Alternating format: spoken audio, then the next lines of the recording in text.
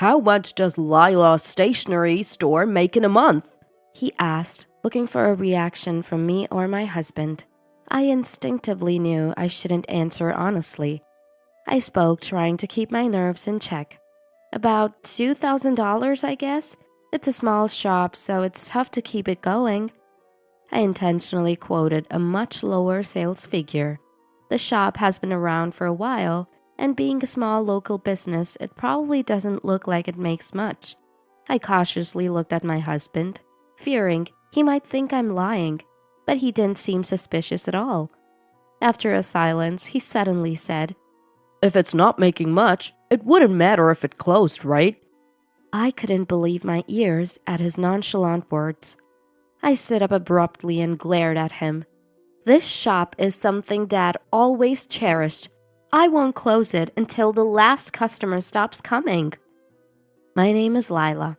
I joined a stationery company right after graduation, but now I've left to run my father's stationery shop. I met my husband Jim through a friend in college, and we married right after graduating, with encouragement from our friends. A big reason for our early marriage was probably my in-laws. They ran a company with my father-in-law, Ben, as the president, and my mother-in-law, Kate, as the vice president. Jim has been on the board since college and is expected to take over from Ben. Having achieved wealth and prestige, what my in-laws wanted next was a grandchild to be their heir. They were eager to get Jim married and have a grandson as soon as possible. Their enthusiasm was intense, partly because Jim was their only child. It seemed more than ensuring the company's survival than simply wanting to see their grandchild. Naturally, Jim, pushed by his parents, married early and urged me to have children while young. But children are a blessing that cannot be forced. If wishing made it so, no one would struggle. Unfortunately, I had difficulty conceiving. In the early years of our marriage, I was still working at the stationery company, so we tried, but without success. Then, as my father passed away and I took over the shop, the idea of starting a family became secondary, and a gap grew between us. Lila, could you take some time off from the shop and spend it with Jim? Kate asked with an innocent smile, sipping her coffee. I could tell she meant I should hurry up and have a child, but I pretended not to notice.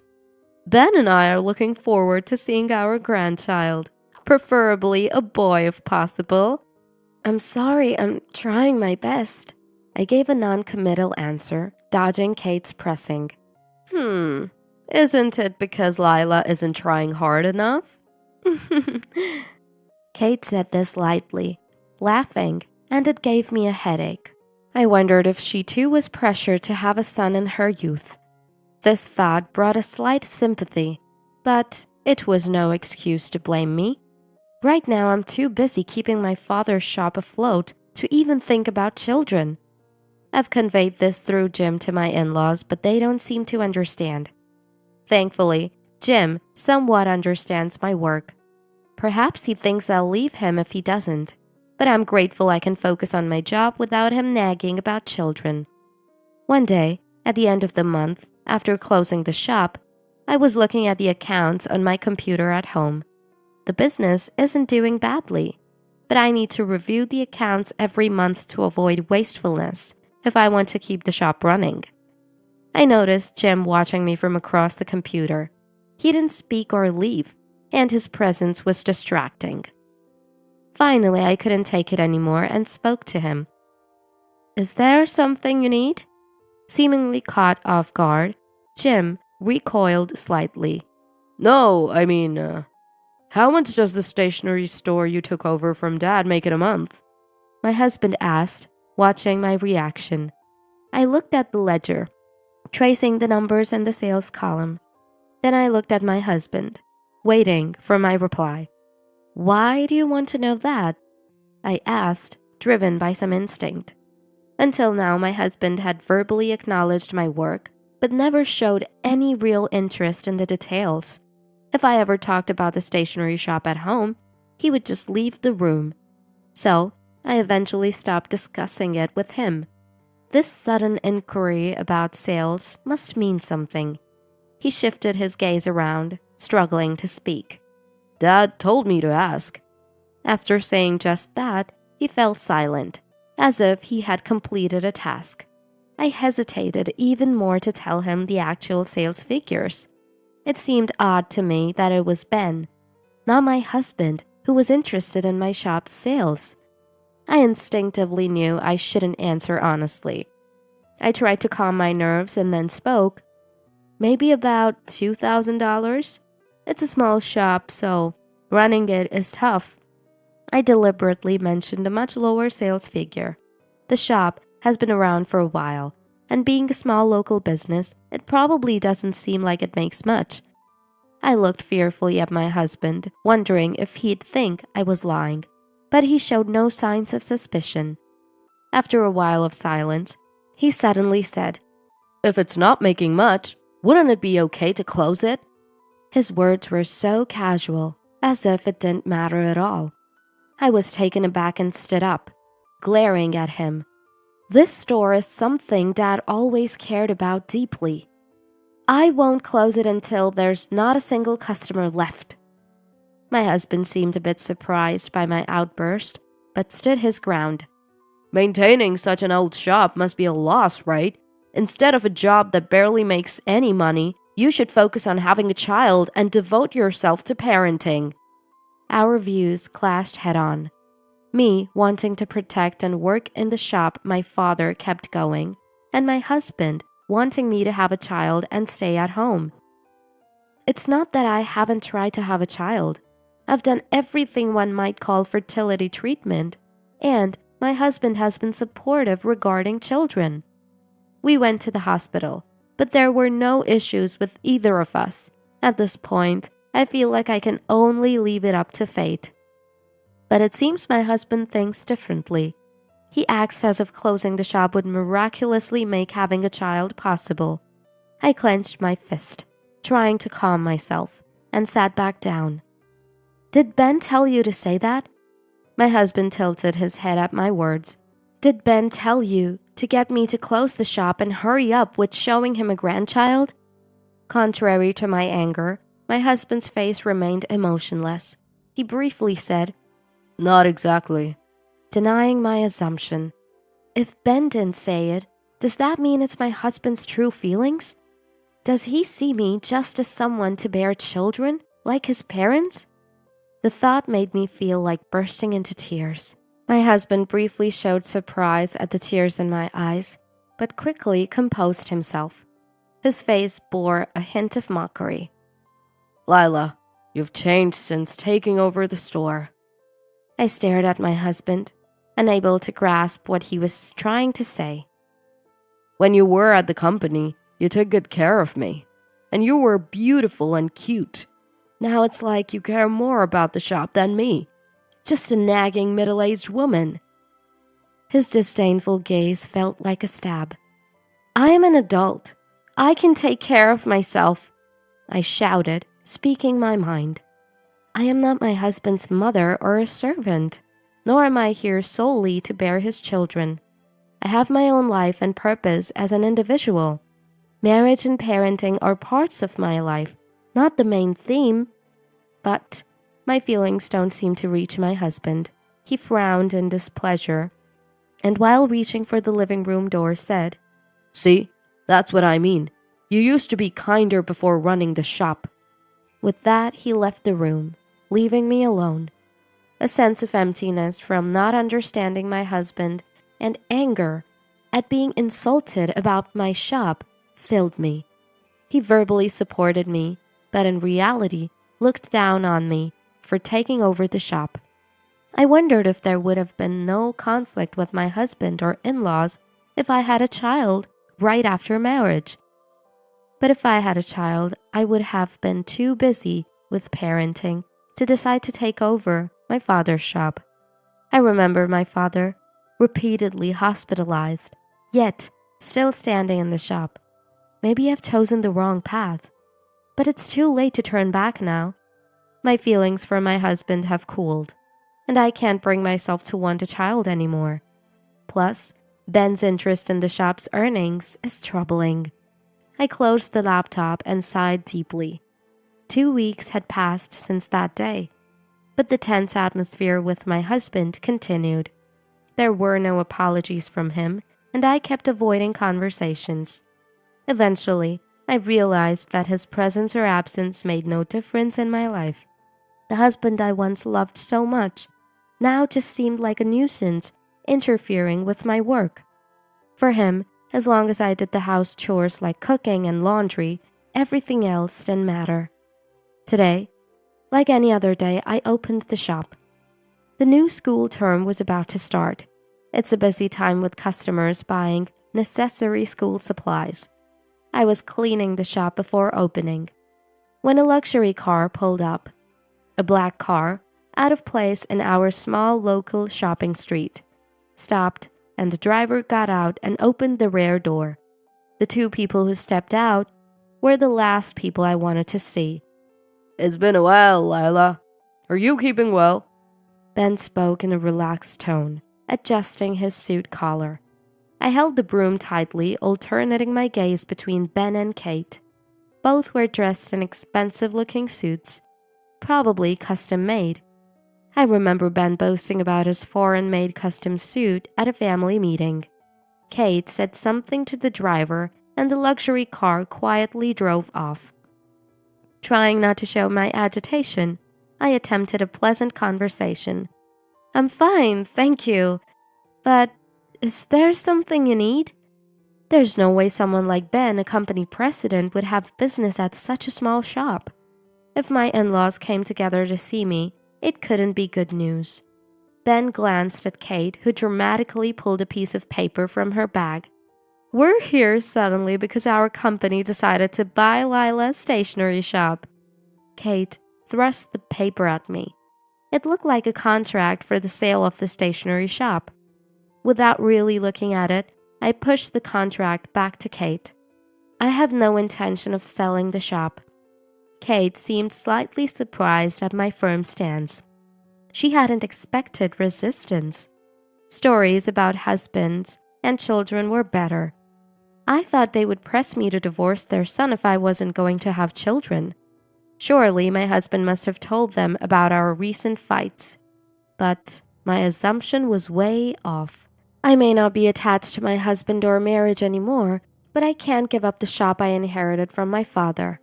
Kate and I stared at each other for a while, but neither of us was willing to back down. Kate opened her mouth again as if to gauge my reaction, but I brushed her off with a single sentence. Ben's mouth twitched at my firm response. "It's not a bad deal, you know. You get rid of this barely break-even old shop and make some money. I get to further my company's business plan. It's a win-win, wouldn't you say?" Ben confidently proposed the deal to me. I remembered a conversation I had a few days ago with fellow members of the local Merchants Association. Apparently, a company with no ties to the local community has been approaching shops in our area, offering to buy them out. This company, it seems, plans to buy the whole shopping district for a massive redevelopment project. Some financially struggling shops have been happy with the money offered and sold out. Members were worried that the disappearance of our shopping district was only a matter of time. Could this company be the one Ben runs? I looked at Ben with suspicion. Just out of curiosity, how much would I get if I agreed to sell? My in-laws smiled, thinking I was entering negotiations. I invited them inside the shop, which was still closed, thinking it would be a long discussion. We went back to the room where my father used it as a break room, and I sat down on the sofa. Ben drank the coffee. I ordered, and then fixed his gaze on me. "We'll buy this shop for $6,000. $6,000? I wondered if I had misheard, but Ben's expression showed he was serious. Kate, perhaps to clarify my doubts, presented the contract again. It indeed stated $6,000. That's 3 months of your revenue. Considering you're Jim's wife, we can go up to $7,000. I felt dizzy. I took a sip of my coffee and shook my head. If there are any debts on the shop, we'll cover those too, Kate added as if to seal the deal. It was simply too cheap. That was my impression. They probably based their offer on the $2,000 monthly revenue Ben must have heard through my husband. There was no way I could sell my father's shop, filled with memories and love from our customers, for such a trivial amount. No amount of money will make me sell the shop. It's precious to me, I declared, looking straight at my in-laws. Kate sighed. Why are you so attached to a shop with no sales? You'd be better off cutting it loose, she said coolly, like a true business person.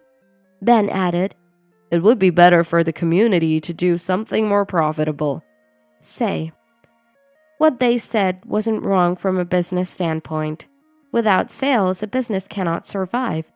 But they were missing the point. I put down my coffee cup and faced them. You should have checked your information more thoroughly. I opened my laptop and showed them the accounting screen. Their surprise was evident as they looked at the numbers.